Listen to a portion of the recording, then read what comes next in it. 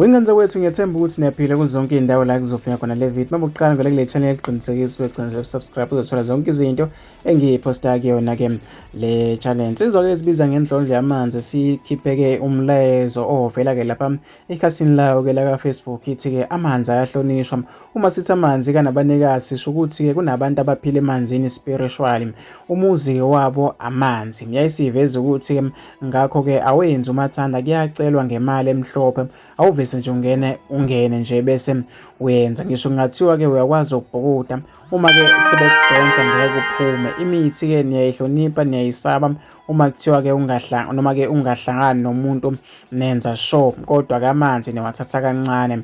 I then encourage you good people to start understanding the nature of water. Abantu-ke bakamoya uma bethi babona izinto emanzini nibathuka nibasuke nithi-ke bayahlanya. Thina kuJesu simbona ngamehlo, thina uShembe simbona ngamehlo, ngoba sinalento okuthiwa-ke i-third eye. Amanzi-ke ningawasabi kodwa ahlonipheni. Kunamakhosi emanzini futhi-ke ayakhothamela.